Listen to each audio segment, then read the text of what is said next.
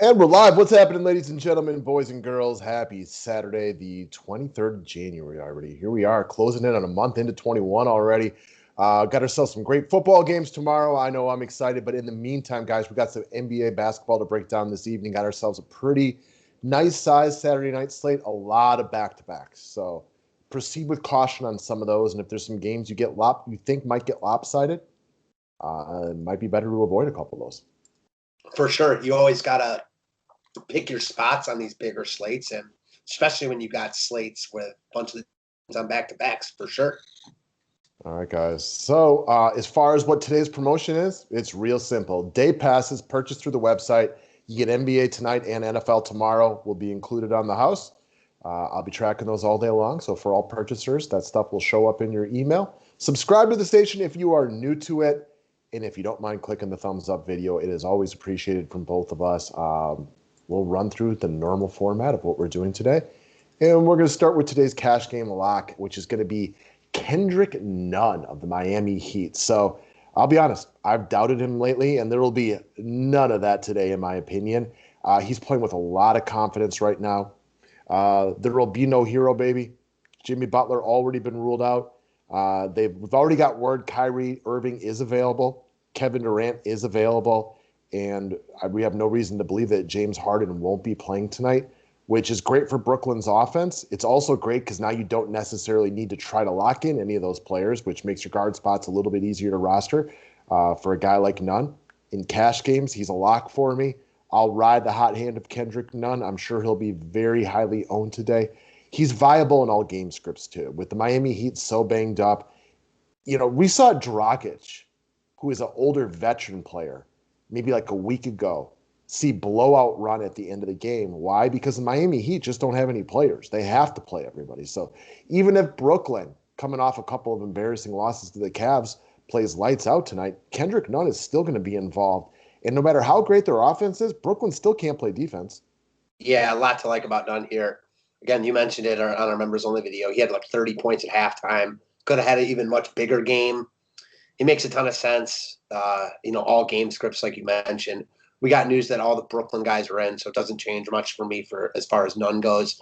He just looks like a solid look at 5,600.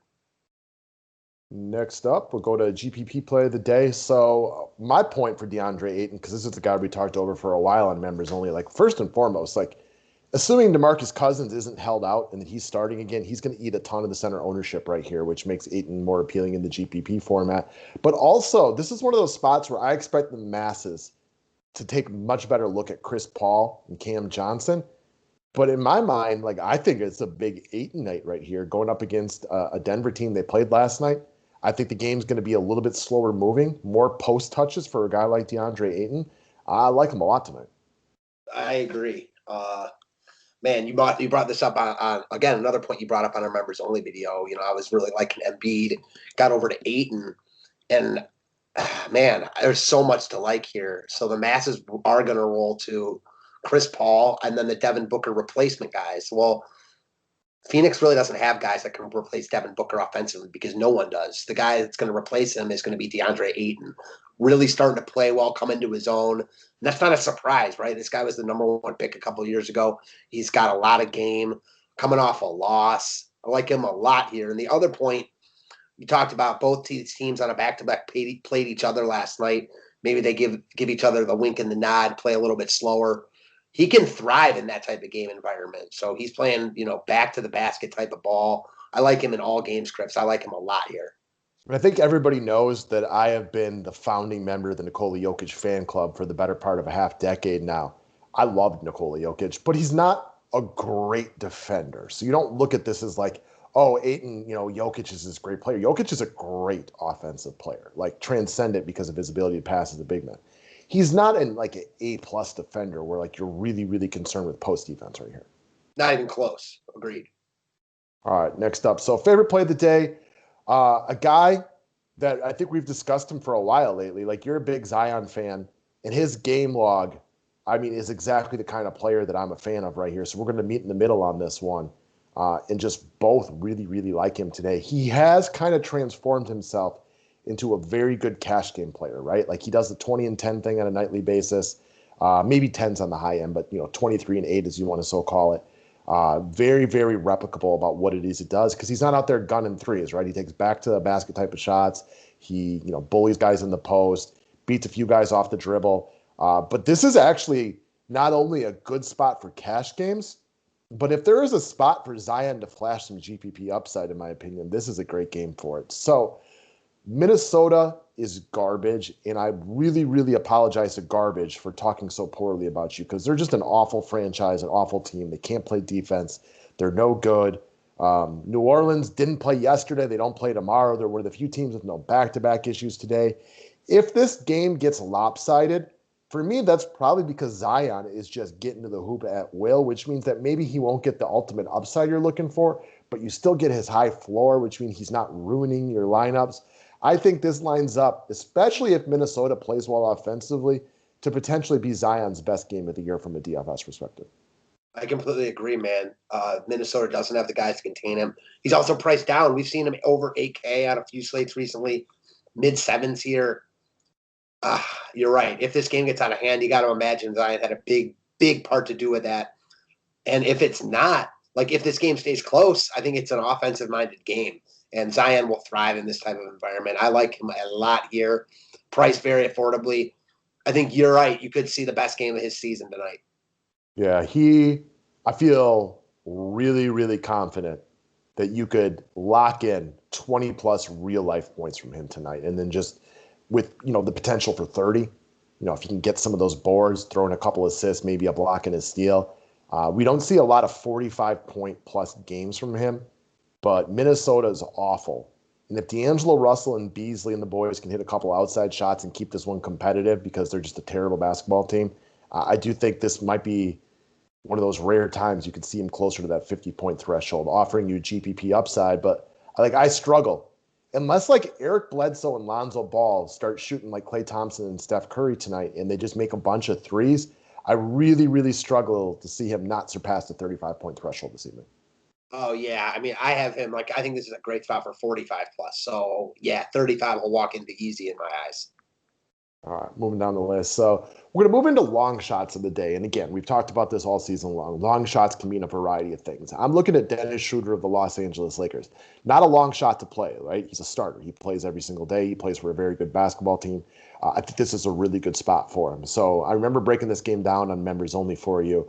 And it was the only time all season that I loved LeBron against the Bucks the other day because it was a good time for him to shine, national TV.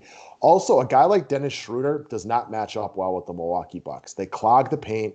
They make you beat him from the outside.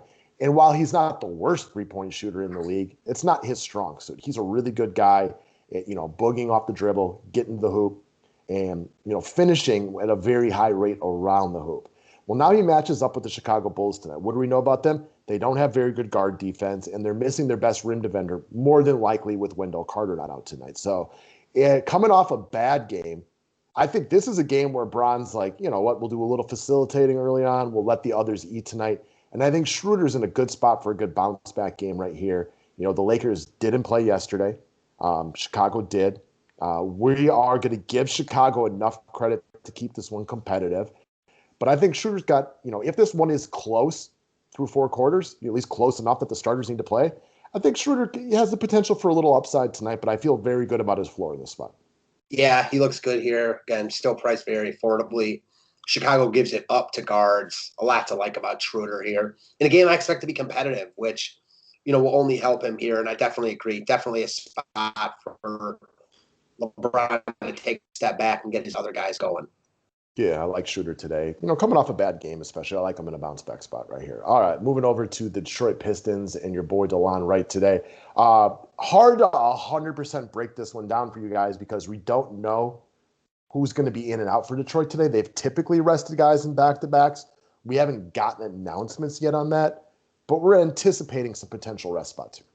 Yeah, and even if guys aren't out, Wright's playing really well right now, so I like him no matter what. And if guys are out, I just like him even more. Playing with confidence right now, he's just really looks good. And we know that he's a good NBA player. Again, he's not like a cheap value play at 3K or 4K. But because he's priced at 5K, I don't think many people get here. I watched a lot of this game last night. He looked really good. And again, I think that if like Rose is out, Griffin's out, he'll get a lot more love. And I think he's in a better spot on paper. But he's getting big minutes right now no matter what. And I like him regardless in tournaments for sure. You know, we talked about Jeremy Grant yesterday, who was awful to start the game, hustled up and got to an acceptable score. Not a good game or anything like that, but he was acceptable.